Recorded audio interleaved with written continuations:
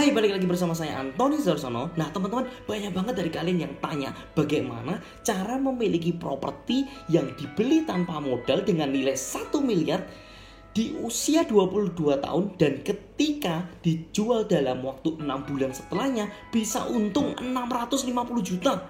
Bayangin, tanpa modal dan kalian bisa untung 650 juta dalam 6 bulan.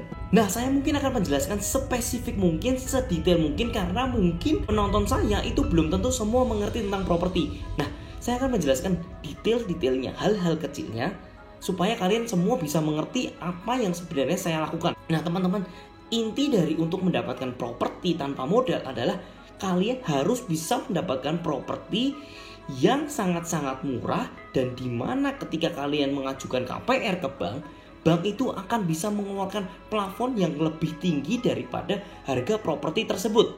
Saya ulangi lagi, kalian harus bisa mendapatkan suatu properti yang sangat-sangat murah, dan ketika kalian mau mengajukan KPR ke bank, plafon yang keluar dari bank itu jauh lebih besar daripada nilai properti tersebut. Nah teman-teman, apakah ini mudah?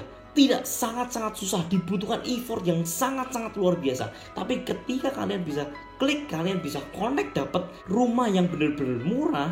Nah ini yang akan benar-benar bisa menjadikan kalian cuan.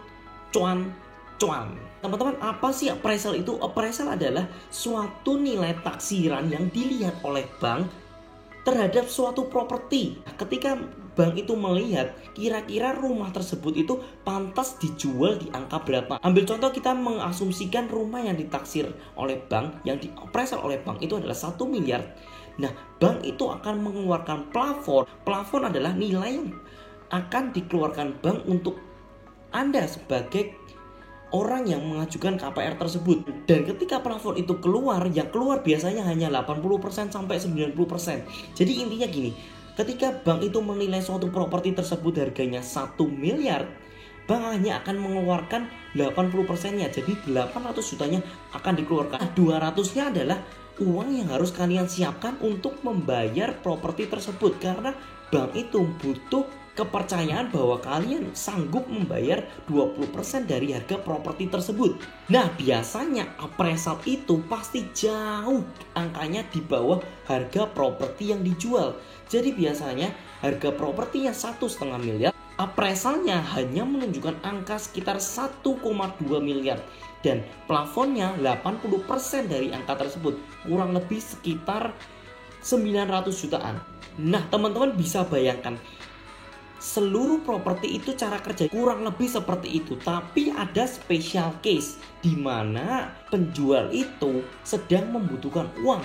Kenapa dia membutuhkan uang? Banyak alasannya. Mungkin ada yang sakit, mungkin ada yang mau cerai, mungkin ada yang mau nikah lagi, atau butuh buat warisan. Banyak banget macam-macamnya. Kenapa orang itu mau menjual murah? Yang harus kita dapetin adalah rumah yang benar-benar murah. Tapi apakah itu susah?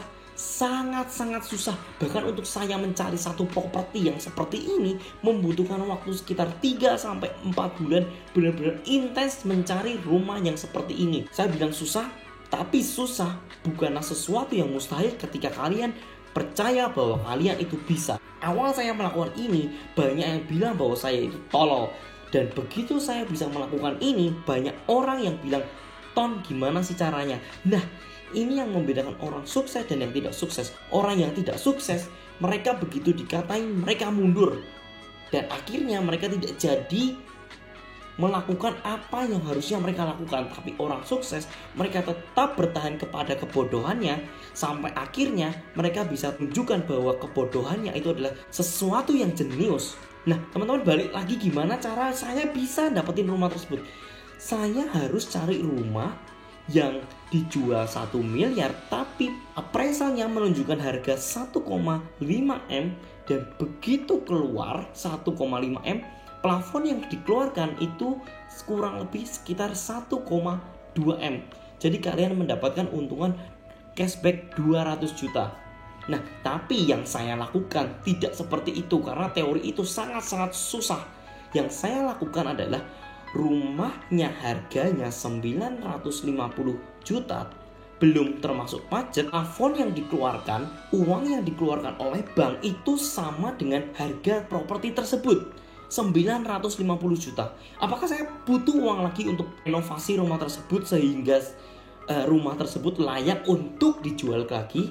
Ya, saya butuh modal, tapi untuk membeli propertinya itu saya tidak mengeluarkan modal.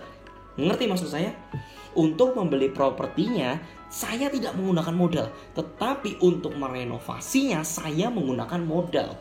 Nah, saya menggunakan modal kurang lebih sekitar 400 juta. Dan begitu saya merenovasi rumah tersebut, saya tidak merenovasi sebagai rumah biasa. Karena rumah biasa tanpa bisnis, kenaikannya harganya hanya standar-standar saja. Tapi bayangkan jika saya membuat itu suatu kos, dan kos itu full sebelum opening, demand orang yang mau memiliki kos, orang yang memiliki uang untuk membeli kos itu sangat-sangat banyak. Nah, apa yang saya lakukan? Saya membeli properti tersebut dengan harga 950 juta. Saya renovasi butuh uang 400 juta.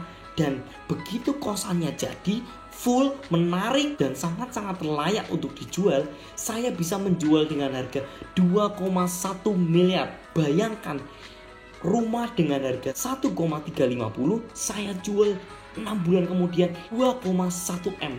Untung saya lebih dari 600 juta.